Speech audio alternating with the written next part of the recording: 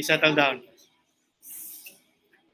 So again, our topic for today would be franchise accounting, and everyone should at least be familiar or should have an idea of what we're talking about. Essentially, you have a franchisor who owns the franchise, which other entities will have to pay for them to be able to use the franchise of the franchisor. So you've encountered franchise also before in your intermediate accounting when you discuss intangible assets, but the perspective there was that you were the one paying for the franchise. You were the one availing of the franchise. In this subject, the perspective here would be you are now the franchisor, you are the owner of the franchise. And as what I've told you at the start of the semester class, if you're working for a company that does not have any franchise, then the topic here will not have any use for your jobs later on. Okay, because again, we are here accounting for franchise from the perspective of the franchisor. But as far as your academic tests are concerned, class, questions on franchise accounting, problems on franchise accounting will revolve around three common questions. Okay, the problems on franchise accounting will revolve around three questions. Number one, how much franchise revenue was earned? Number two, how much will be reported as unearned franchise revenue? And number three, how much will be the net income of the franchisor? Again, problems will revolve around these questions, and these questions are: how much is the franchise revenue earned? How much will be reported as unearned franchise revenue? And number three, how much will be the net income of the franchisor? Number one and number two will not have any layers, class. The third common question, which is the net income, would be the layered question. To get the net income, you get all the revenues, then you deduct the expenses. Okay, but two unique source of revenues, class, two unique source of revenues for franchisors, and these are your initial franchise fees and continuing franchise fees. Okay, the revenue that will be earned by the franchisor will be categorized into two: initial franchise fees and continuing franchise fees. Okay, you add those two, deduct the expenses related to the franchise, then you will be able to compute for the net income of the franchisor. So the challenge really on us would be to be able to compute correctly the amount of initial franchise fee that is already earned. That will be the biggest challenge for this topic, the computation of the initial franchise fee earned. For continuing franchise fees, class, there is no issue as to its recognition the moment it is earned. Okay, and it is earned periodically, normally as a percentage of the sales of the franchisee. If the sales of the franchisee is 1 million, and per the agreement, the continuing franchise fee would be 5%, then the continuing franchise fee would be 50,000, and that's it. Rarely will there be a complication in the computation of your continuing franchise fees. Again, the biggest challenge would be on the assessment of which of your initial franchise fee will be considered as earned and how much will be considered as unearned. So our focus now would be on assessing your initial franchise fees.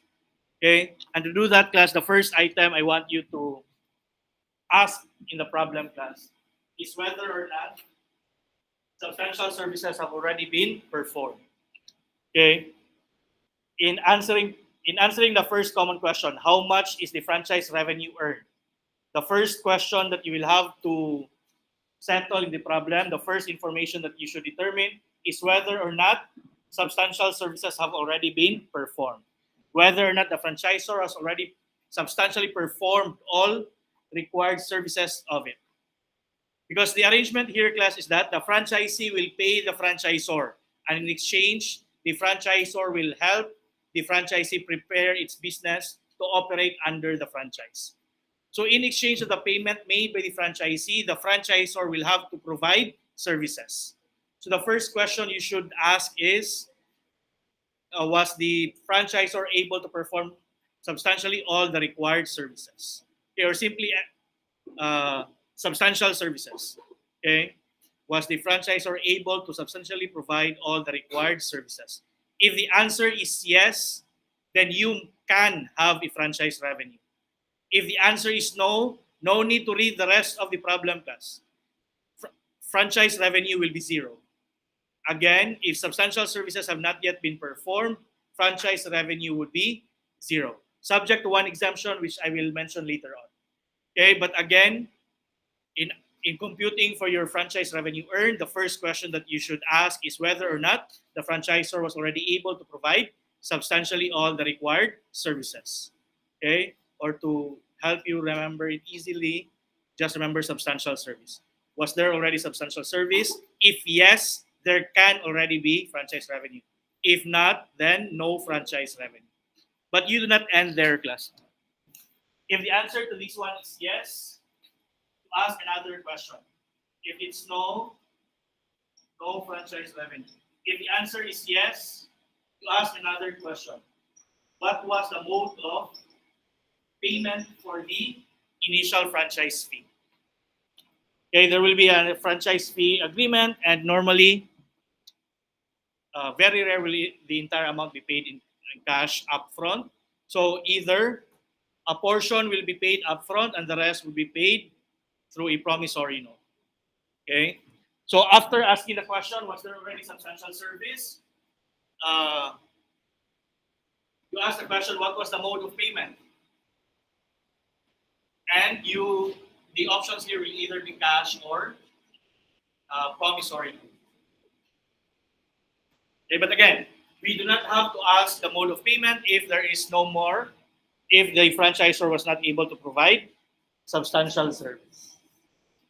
Okay. The cash here could either be described as your down payment.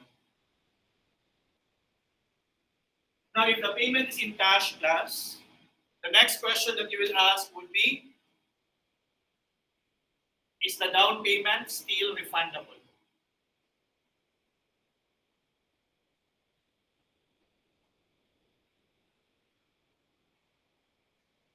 If the answer is yes, then no franchise revenue. Okay, there was substantial service, class. The mode of payment was in cash, but the cash payment is still refundable. Okay, this can be presented in various ways in the problems. It can say that it was refundable, but the period for refund has expired. What should be your assessment? Is the down payment still refundable? No, because the period of refund has already expired. So if it is still refundable, then no franchise revenue. Okay, if it's no longer refundable, then recognized as franchise revenue. If the mode of payment is through a promissory note, the question that you will ask, class, would be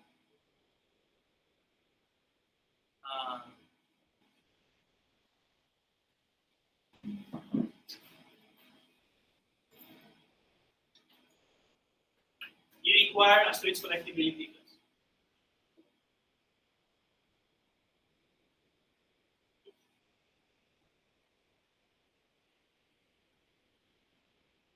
Okay, you inquire as to its collectibility.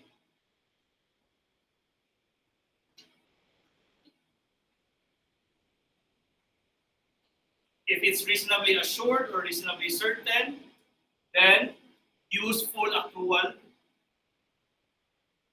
Recognize the amount of promissory note as franchise revenue. If it's not reasonably assured, then you use installment method.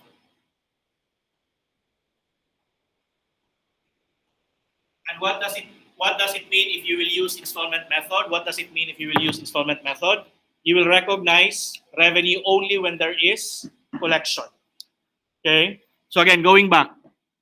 First question that you should ask would be, was there already substantial service? If no, then no initial franchise revenue was earned. If there is already substantial service, the next question that you will ask would be the mode of payment. Okay? And the mode of payment can either be in cash or in a note.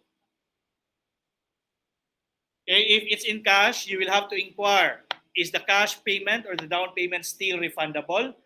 If the answer is yes, then do not recognize that amount as a franchise revenue. So how then will it be recognized? You receive 100,000 as down payment, but we have determined that it should not be recognized as a franchise revenue. How do we recognize the 100,000 down payment? It should be recognized as a liability, as an unearned franchise revenue. When will it be considered earned? Only when it is no longer refundable. Okay? If it is no longer refundable, then the amount of cash collection or cash receipt will be recognized as franchise revenue. Okay, the mode of payment is in promissory note. If the mode of payment is in promissory note, you will have to inquire as to the degree of collectibility class. Okay, the probability of collection. If collection is reasonably assured, use full accrual. What does that mean? You already recognize the revenue even if it is not yet collected. Okay, but be careful if there is an interest component, you remove the interest component. The interest component will be treated as a potential interest income. The amount that will be recognized as franchise revenue should only be the principal component of the promissory note. If collection is not reasonably assured, does that mean you will not have any franchise revenue? No. You may have franchise revenue only if there is already collection. Because if collection is not reasonably assured, then you will have to use installment method.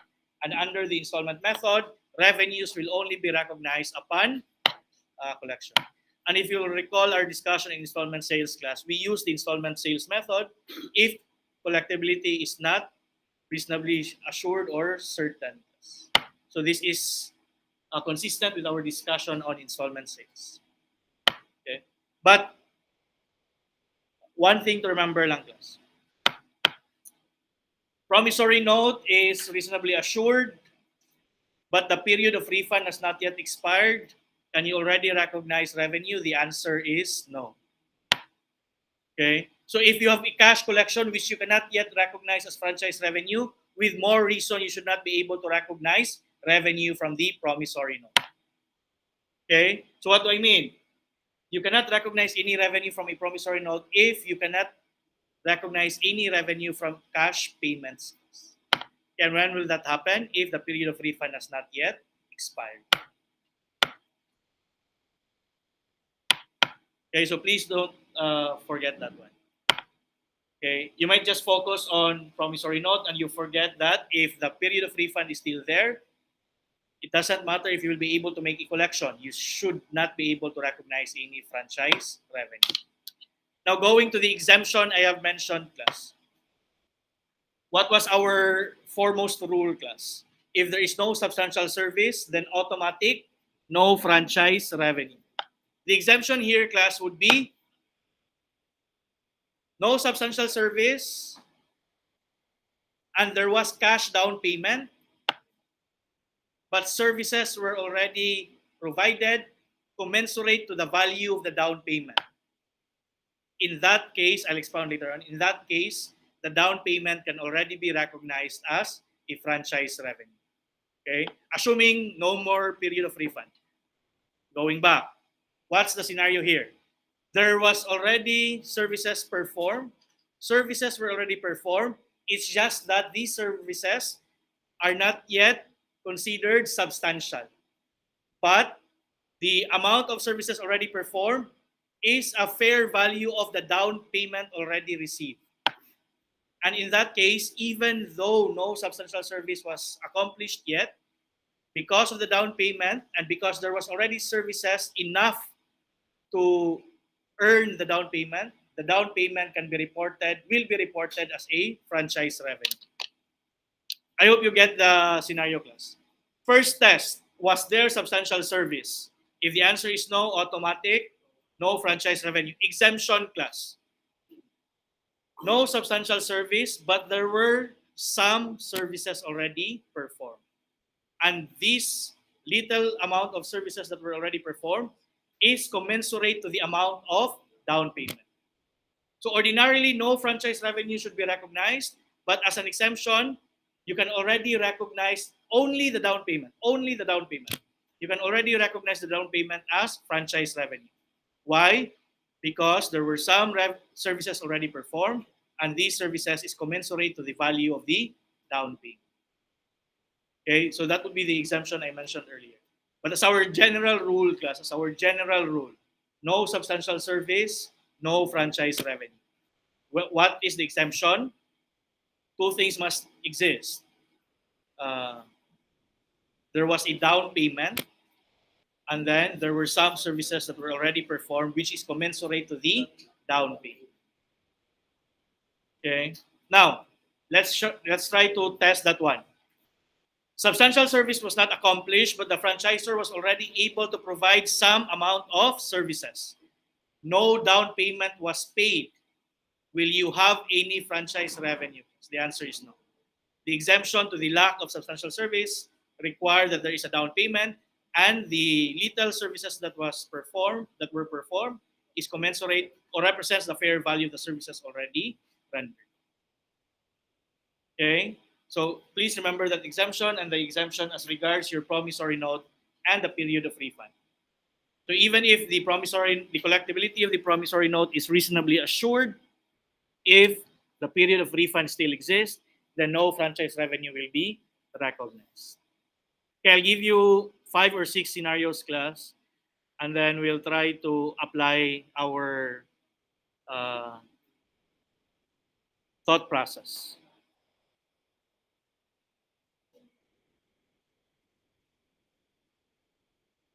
Scenario number 1, class.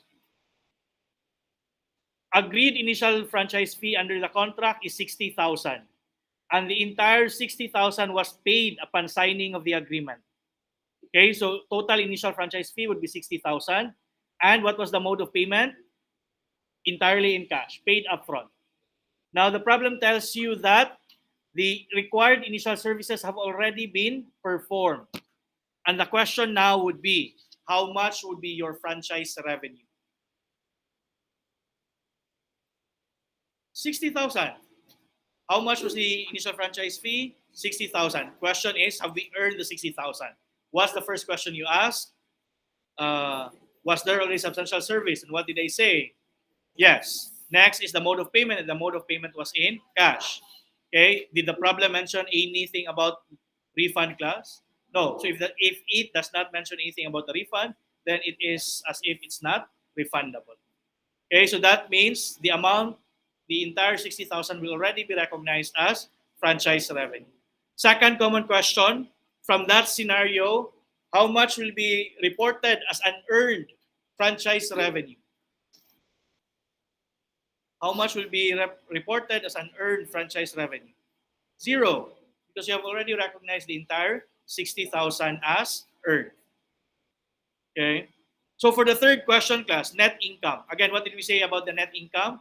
Just determine the initial franchise fee, you add the continuing franchise fees, and you deduct all related expenses. Okay. No issue if it's the first year of operations, class. Normally, there will be no, you will have both initial franchise fee and continuing franchise fees. Okay. You just go back to our decision process, class. For subsequent years, always remember, going back to scenario number 1, what if only 30,000 was earned at the first year? When will the second 30,000 be earned? On subsequent periods. So in computing for the net income the second year, do not forget that you may have initial franchise fees as well. Because most students will think that initial franchise fee will only exist on the first year. That's incorrect. Remember, under the installment method, you only recognize the franchise revenue when there is a collection. So what if the collection of the initial franchise fee happens in the second and third year? What will happen? Then those will only be recognized on the second and third year. And they will be relevant when you are computing for the net income on year 2 and year 3. Students would think that the source of income for subsequent years will only be the continuing franchise fees. To emphasize, it's possible that even in the second and the third year, you will have franchise revenue from the initial franchise fee. And again, for continuing franchise fees, class, it will not be a big challenge, class. It's just normally a percentage of the sales of the franchisee. The challenge on your part there, class, normally would be your understanding of English. The problem would say continuing franchise fee would be 10% of sales if sales does not exceed 1 million and 12% in excess of 1 million. And then the revenue of the franchisee is 5 million. What do? You multiply the first 1 million with the 10%. You multiply the excess 4 million with the 12%. Okay? But supposedly, is that an issue on franchise accounting? The answer is no. What is tested there is your understanding of the given in the problem. Okay? 10%, 10% for income up to 1 million, 8% for income up to between 1 million to 5 million, and then another rate for 5 million and above.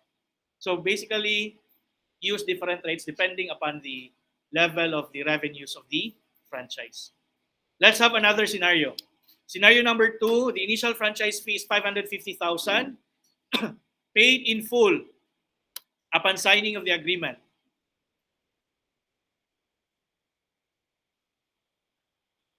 This is not a good example. It's just basically the same.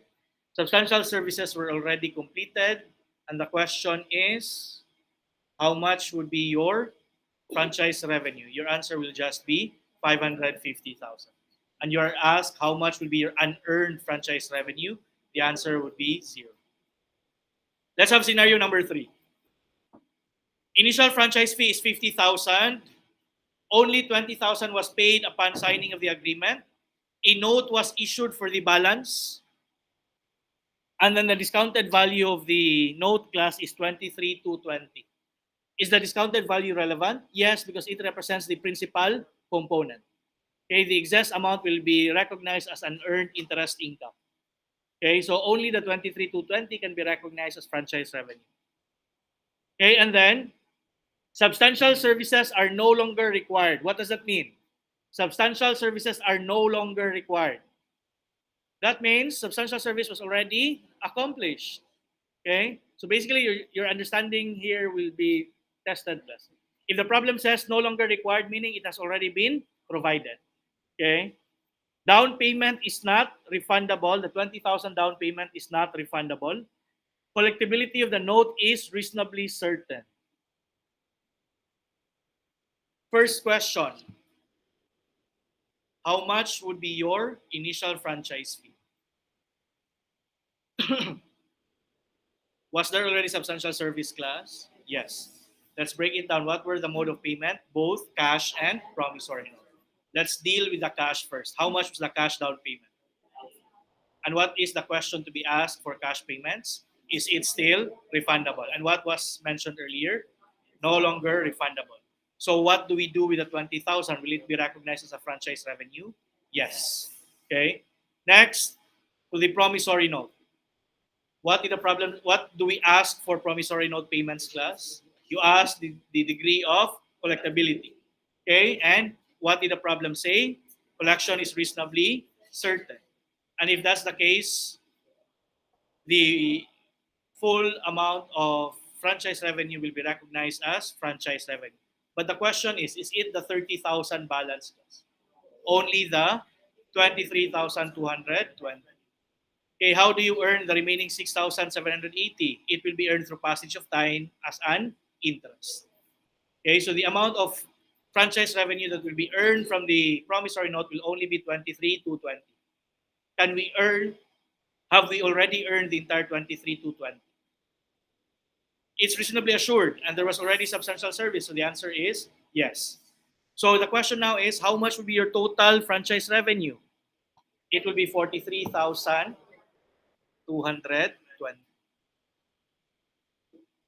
Second question, how much would be your unearned franchise revenue? 0, because you have already earned the entirety on the initial period. Let's have another scenario class. Initial franchise fee is 700,000.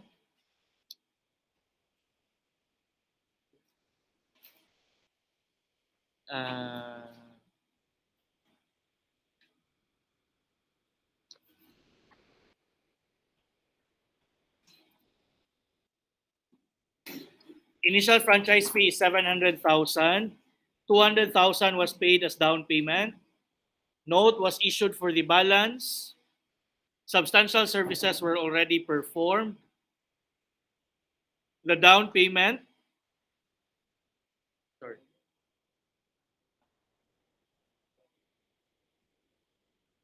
the period of refund has not yet expired. Collectibility of the note is reasonably certain. Okay, but again, the period of refund has not yet expired. And the question would be, how much would be your franchise revenue? Okay, was there already substantial service class? Yes. Mode of payment is both cash and promissory note. The cash was paid in the amount of 200,000, but the period of refund has not yet expired. So will the 200,000 be reported as a franchise revenue? No, because again, it is still refundable. What happened to the promissory note? Collectibility is reasonably certain. What do we do in this case? Will it be recognized? Ordinarily, yes, but in this case, no. Why? Because again, the period of refund has not yet expired. If you cannot recognize revenue from cash, with more reason, you cannot recognize any revenue from promissory note. Okay, this is the special scenario I have mentioned earlier. So in that case, how much would be your unearned franchise revenue? It will be the entire 700,000. Or if you are given with the present value of the promissory note, just include the principal component. Scenario number 5.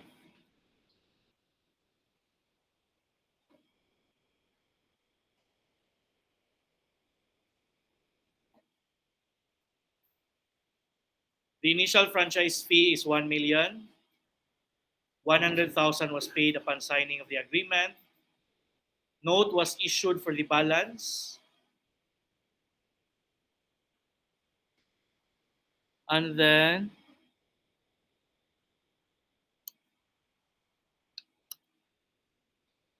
the down payment is not refundable, but substantial services have not yet been performed. So again, the initial franchise fee is 1 million. 100,000 was paid upon signing. The balance was paid through the issuance of promissory note.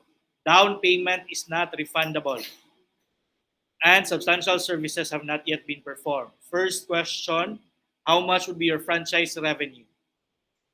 Even if there was cash payment, even if the cash payment is not refundable, yes, because substantial services have not yet been performed. Second question, how much would be your unearned franchise revenue? Unearned. The entire 1 million because you have not yet earned any franchise fee. When will you start earning? Only if you were able to provide substantial service.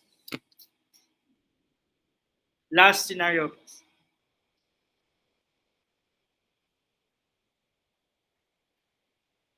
Initial franchise fee of 75,000, 30,000 was paid upon signing of the agreement. A note was issued for the balance with a present value of 36,000. Substantial services are still required. Down payment, but the down payment is a fair measure of the services already rendered. The collectibility of the note is reasonably certain. The question now is, do I have to repeat it, class? Initial franchise fee, 75,000. Cash payment is 30,000. Balance of 45 through a note with the present value of 36,000. Substantial services are still required, but the down payment is a fair measure of services already rendered. And the collectibility of the note is reasonably certain. Okay. First question, was there already substantial service? No, so normally there will be no franchise revenue. Even if the collectibility is reasonably assured, class, it does not matter. Substantial services were not yet performed. But if you are asked, do you have any franchise revenue in this problem? The answer is yes, representing the down payment. Why are we going to report the down payment as earned already, class? because the services that were already rendered is a fair measure of its value. Okay, this is the exemption I mentioned earlier. Okay. Second question, how much is your unearned franchise revenue? 36,000. The discounted value of the promissory note. When will you earn the 36,000? Upon collection or upon provision of substantial service? Provision of substantial service. Why? Why do we not wait for collection? Because collectibility is reasonably certain. Okay, and that's it.